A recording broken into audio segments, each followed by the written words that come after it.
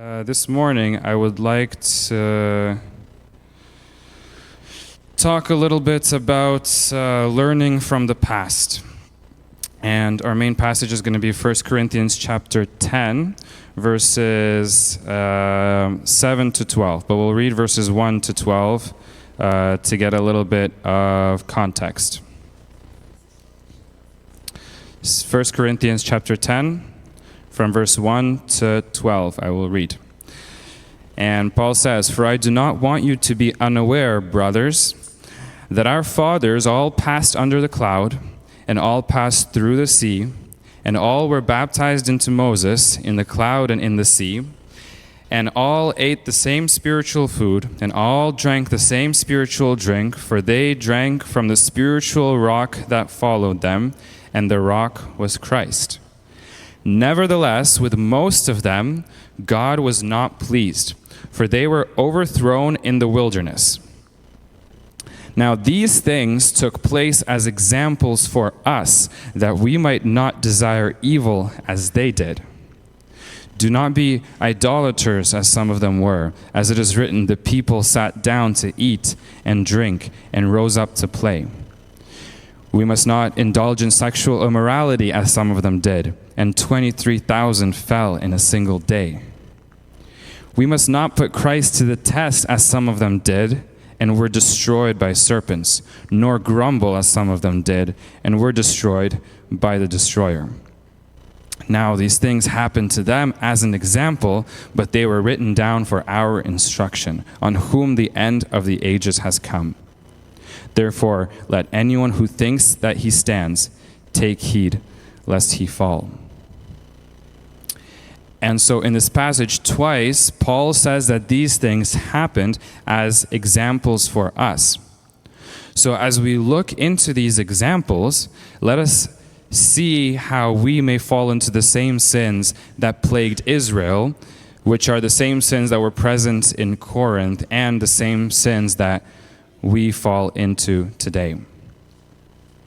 The first of these, Paul says, is do not become idolaters as some of them were. And I talked a little bit about this last time when I preached about how Israel fell into idolatry and they made a golden calf for themselves. Now, for us, that may look a little bit different. We may not be building golden calves for ourselves, but each of us also has idols in our lives. And when we think about what is an idol, how do we define an idol? John Piper has a good quote. He says, "What is an idol? Well, it is the thing.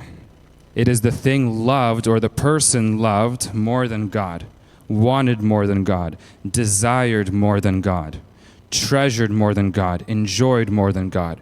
It could be a girlfriend, it could be good grades, it could be the approval of other people. It could be success in business. It could be family. It could be a hobby or a musical group that you're following, or a sport, or your beautiful front yard. Anything that we treasure or love more than God, often without even realizing, is an idol. Second thing Paul says is we must not indulge in sexual immorality as some of them did, and 23,000 fell in a single day.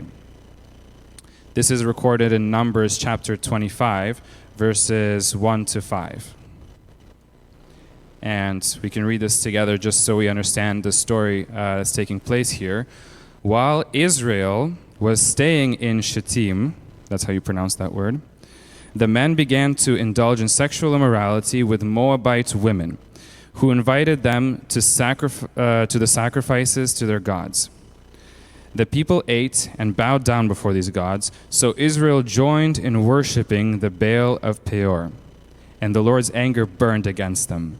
And the Lord said to Moses, "Take all the leaders of these people, kill them, and expose them in broad daylight before the Lord, so that the Lord's fierce anger may turn away from Israel." Now, to understand how sexual immorality is present in our world today, I feel like doesn't even need as much of an explanation as most of us can observe. But one thing that I want to point out here or notice is that sexual immorality was also heavily connected to idolatry. The Moabite women were luring in these Israelite men and then turning them towards their gods, away from the God of Israel. And I would like to argue that sexual immorality is still heavily connected with idolatry. See, Israel let the influence of the surrounding nations to lead them away from their God. And I think that we most easily fall into sexual immorality when we let the influences of the world corrupt our view of God, at which point these things take the place of God in our lives and begin to dictate our actions and even our thoughts. Next thing Paul says is, we must not put Christ to the test, as some of them did, and were destroyed by serpents. This is in Numbers chapter 21, verses 4 to 6. Numbers 21, 4 to 6.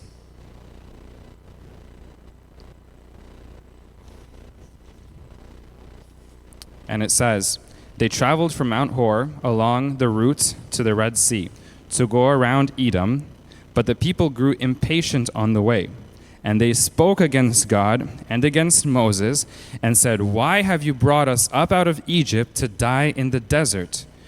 There is no bread, there is no water, and we detest this miserable food.' Then the Lord sent venomous snakes among them, and they bit the people, and many Israelites died."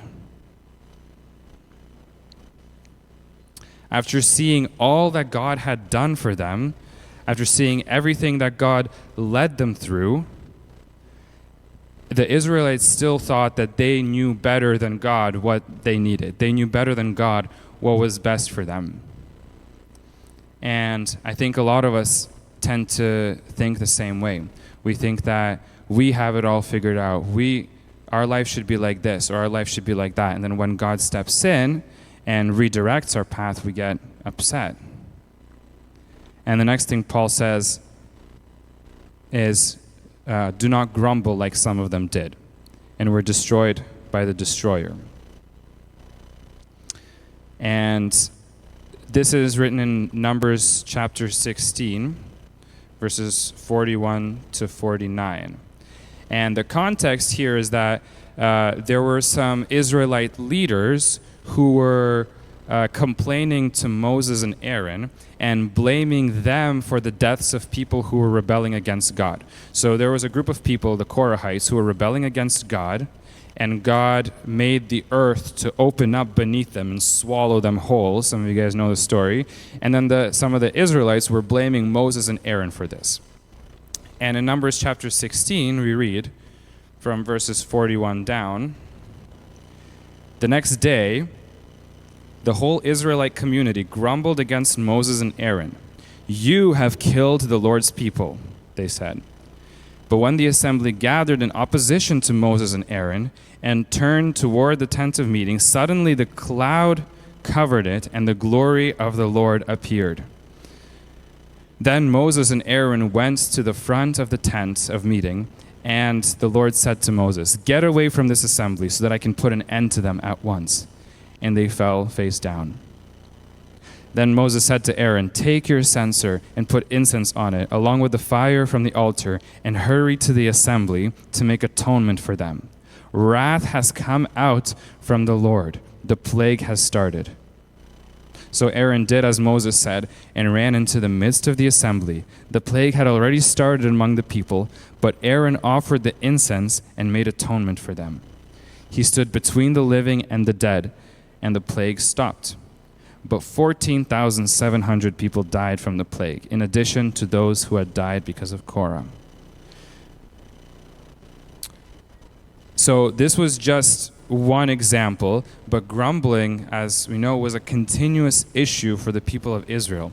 And evidently, it was a continuous issue for the Corinthians. And it's a continuous issue for us. Largely because I think, as some of you guys might relate, complaining is the way that a lot of people connect. Complaining has a way of connecting people like nothing else. And that's what makes it so tempting to join in when somebody begins to rant about their messy roommate or their lazy or forgetful husband, or even something as simple as the weather. It's raining again. But the Bible offers us a solution. We long for connection. We long to have something to talk to about with other people. And complaining might seem like the easy way out.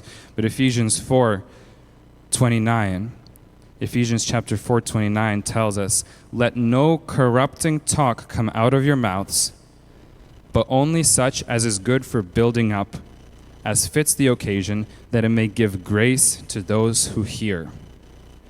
Let no corrupting talk come out of your mouths, but only such as is good for building up, as fits the occasion, that it may give grace to those who hear.